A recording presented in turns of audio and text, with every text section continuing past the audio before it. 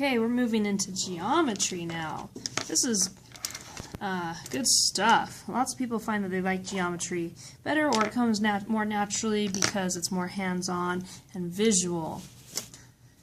Okay, so our title today, we're learning about angles. It comes from 6.1 through 6.3 in your book. Essential question: can two angles be both supplementary and complementary at the same time? So basically today is just a lot of vocabulary and an example of what that vocabulary represents. The reflexive property is when A equals A. That's called the reflexive property. 16, if Susie is 16 and Billy is 16, they're both 16, so their ages are equal. Okay, the reflexive property. Next is the symmetric property.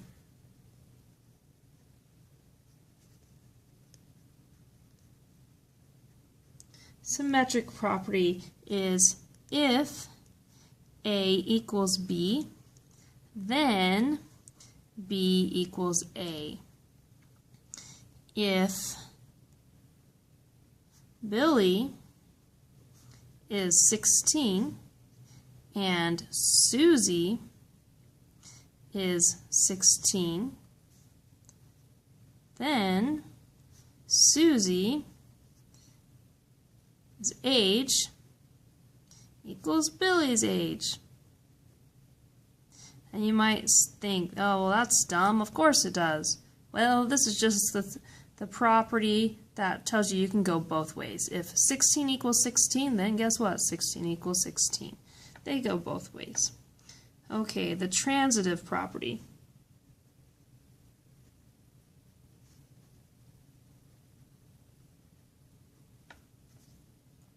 The transitive property says, I'll skip a line, if A equals B and B equals C, then A equals C. I'll draw some pictures.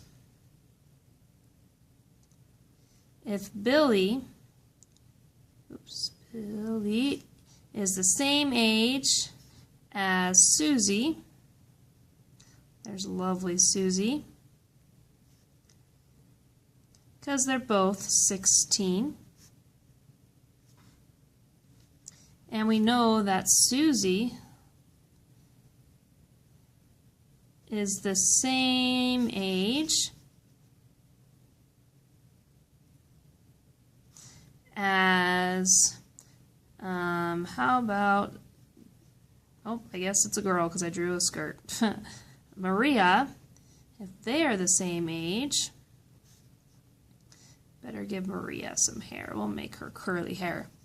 If they are the same age, then Billy has to be the same age as Maria.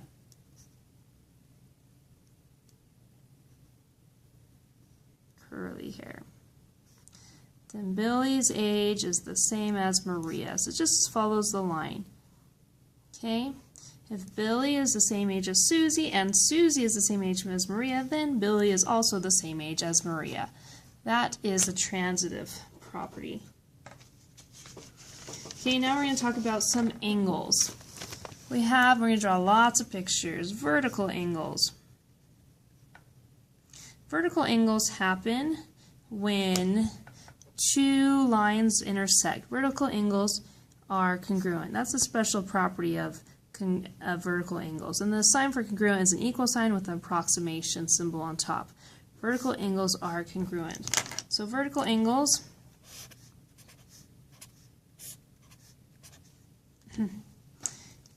A and B are vertical angles, and they're congruent. So to mark congruence, we do an arc and an arc. Sometimes we put a tick mark through those arcs as well. But you could also say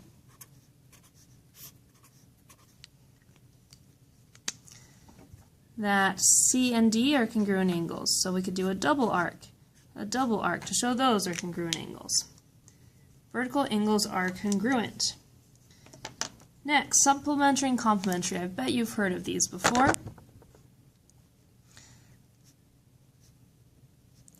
supplementary angles are two angles that sum, meaning add up, to 180 degrees.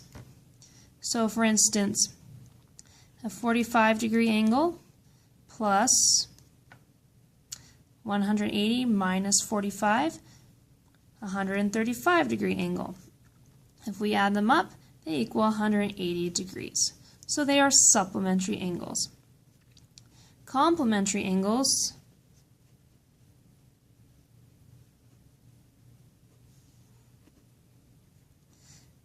are two angles that sum to 90 degrees. So if I have a 30-degree angle, its complement is a 60-degree angle, because when you add them together, we get 90 degrees. Lots of vocabulary today. Next, we're going to talk about congruent complements.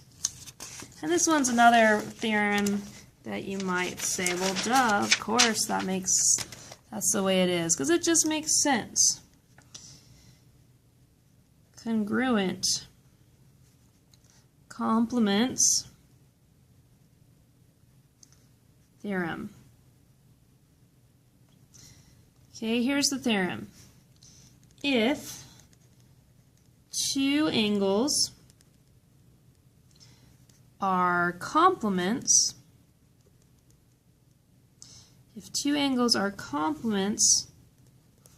of the same angle, or even congruent angles, or of congruent angles,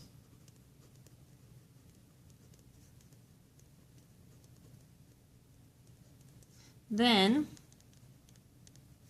the two angles are congruent.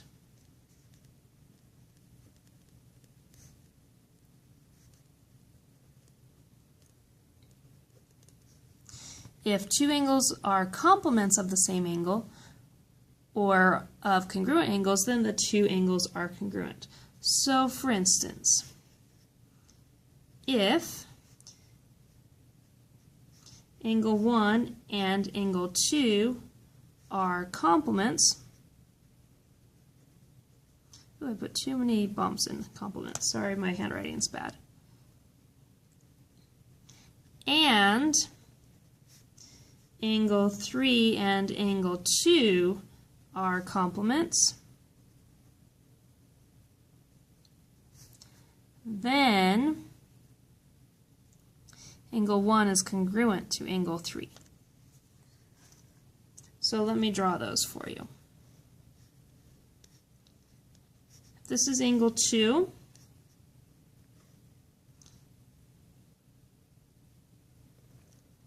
This is angle 1.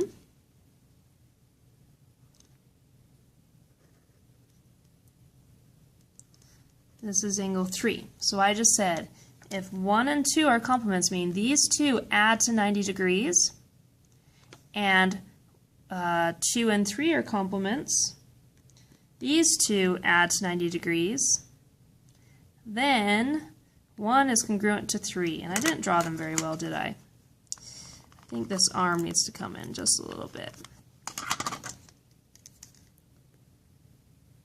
That's a little better. Okay, if these two add to 90 degrees, and these two, notice I only changed one finger, these two add to 90 degrees, and these two add to 90 degrees, then these two, when I change my finger, are congruent. That's the theorem. Okay, a few things about notations for parallel lines. I know it's not about angles, but we're going to add them on here. Parallel lines, as we know, are lines that never cross each other. They're coplanar, meaning they're on the same plane.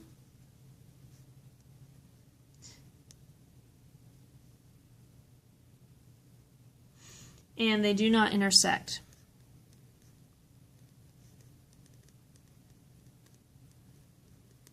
Their symbol is two vertical lines like that. Okay? So if I drew a picture right here I'm going to draw a cube. The front of this cube is A, B, E, F. And then I'm going to draw another congruent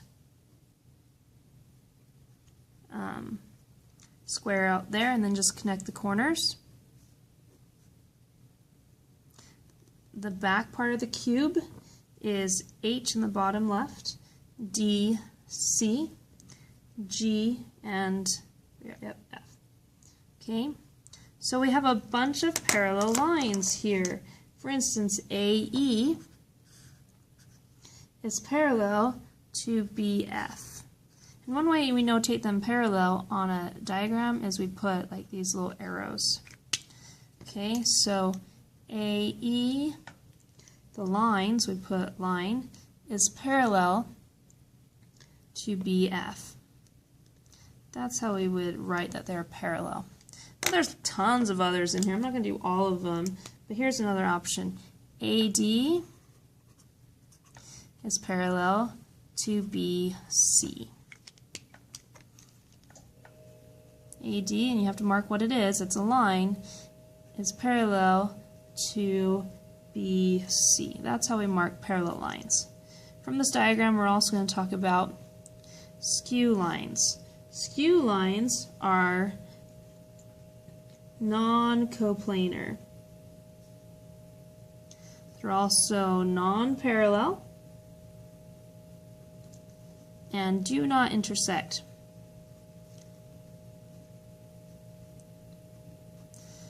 So planar means they're not on the same plane. Each face, if this was like a dice that you use in a board game, each face is a plane. We have the front plane, the back plane, the top, the bottom, the right side, the left side plane. So they're not going to be on the same plane or face. They're not parallel, and they do not intersect. So an example of that is AB, this brown one. Notice it's attached to the top plane and the bottom plane. Well, guess what? CG back here is on a completely different side, never going to cross it. Those are examples of skew lines. So we would say AB, and we put a line above it, and CG are skew lines. Or just R skew would be fine. Okay, and we don't really have a marking for skew. And then the last thing here is parallel planes.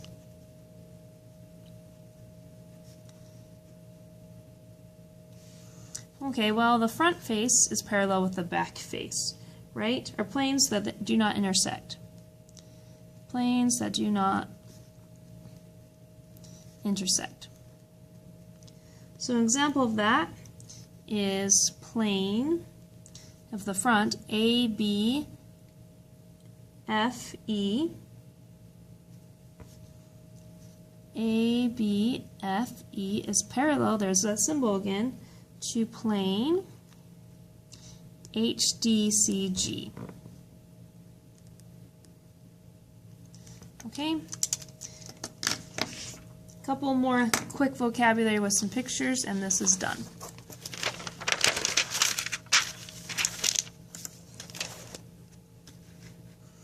Okay, the rest of this revolves around transversal. So we have alternate interior angles.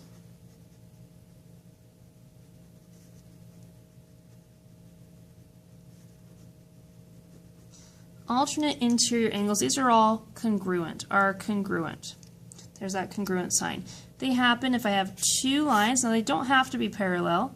We'll talk about what happens with parallel later, but they have to be alternate.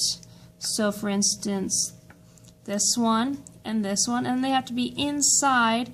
If we think of this as like a tube with water spurting out, they have to be inside the two lines that are transversal is cutting through. And they will be, actually, sorry, we're not doing congruence today because that happens when they're parallel. We're just naming them. Those are alternate interior angles.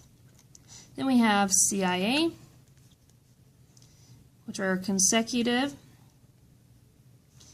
interior angles. Okay. I'm going to try to make those not so obviously parallel because I don't want parallel ones for today. Consecutive interior angles are both interior, but they're like these two angles. They're right next to each other. And consecutive interior angles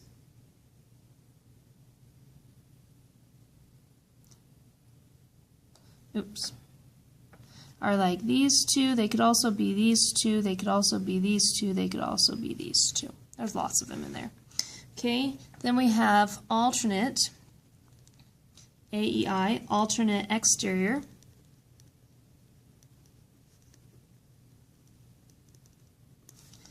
Okay, alternate exterior, they have to be on the exterior, so if this is your tube, water splashing out, here's an exterior, but it's on the top left, so the bottom right.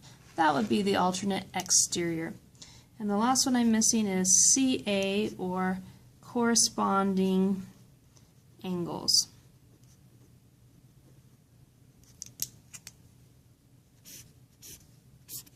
Corresponding angles correspond to the same place of the intersection. Corresponding angles correspond to the same place of the intersection. So we have an intersection here, and that is on the top left of this intersection. So this one's top left is right here. Another set, corresponding angles, top right, bottom right, etc. Those are corresponding angles. That's the end.